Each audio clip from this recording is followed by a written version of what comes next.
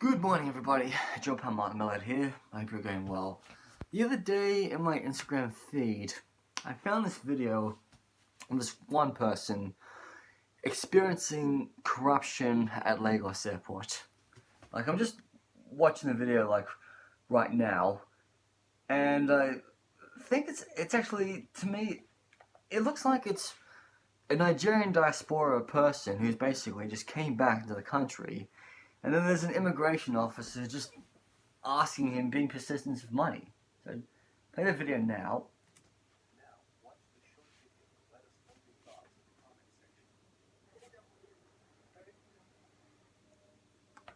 Okay, so there's a man in a uniform that is not behind the passport control.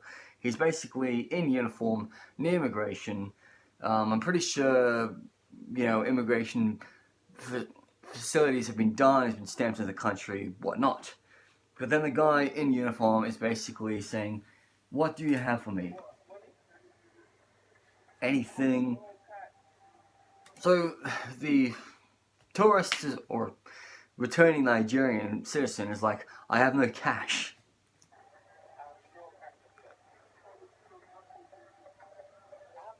And so this dipshit immigration officer is like, "If it comes from you, I'm going to be happy and all.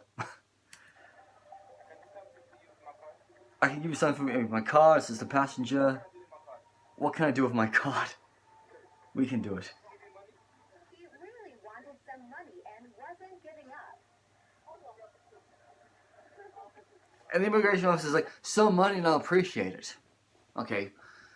I have been to 21 African countries, and I've experienced this bullshit in Senegal, in South Africa, in Guinea Bissau, and outside of Africa, Kyrgyzstan.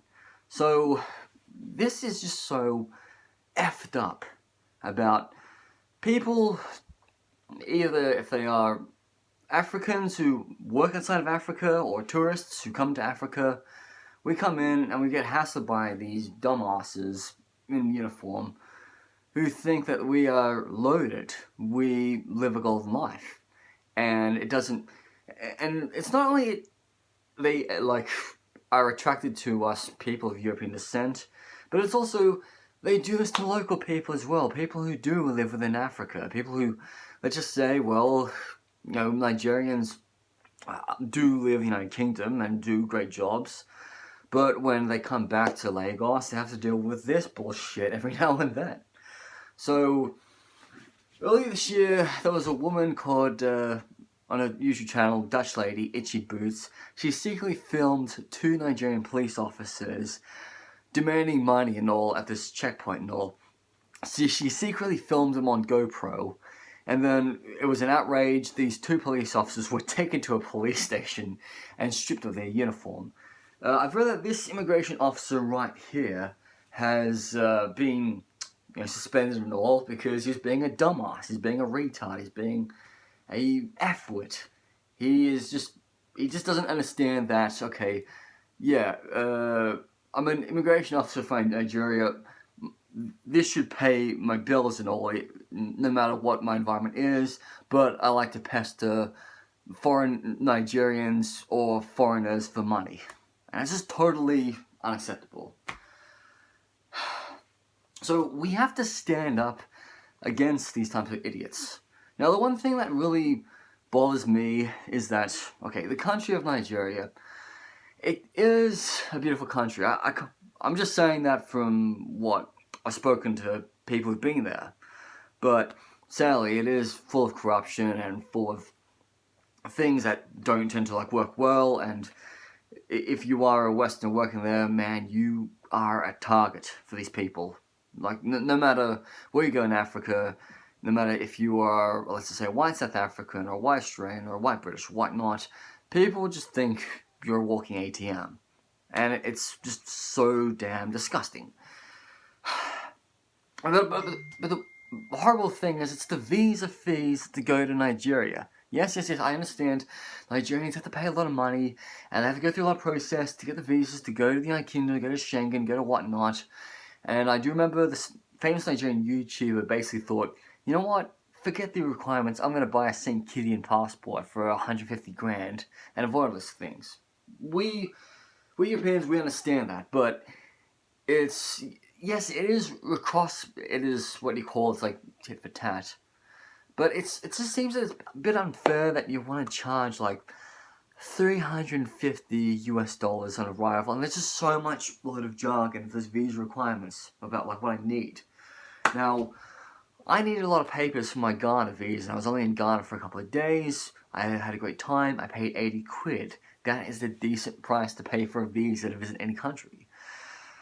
Now, another factor is when traveling, you know, you can always just say to people who, like just officials or people begging on the streets who beg for money, you basically say, I don't carry cash. I don't carry cash. Simple. You can say, I'm Swedish, I don't carry cash. But then, all of a sudden, they're gonna, like, target you again saying, oh, why can't you go to an ATM? I experienced this in London when I was hassled many years ago by a Nigerian refugee. When I told him, I said I don't have any money, he told me to go to an ATM, and then weeks later, I'm in South Africa. I'm being hassled by a black South African at a restaurant for money. I said, I don't have any money on me, and he said, well, go to an ATM. But I kind of have been traumatized in the past by the whole bunch of scams that I've dealt with. That I made a video about what happened in Senegal many years ago, but funny enough, I went back to Senegal this year, and nobody in the immigration screwed with me because I literally cried out racism for what had happened. But then I'm going to make another video about this separately, is that I had to deal with corruption by a police officer in South Africa who was being racist to me because I was the only, white foreign tourist on a bus going from Zimbabwe to South Africa, and he was annoyed that I had two passports and he wanted money, and me, who I have had a racist deal in the past, I would have just said something nasty to him. I would have basically said, look, you're a dumbass.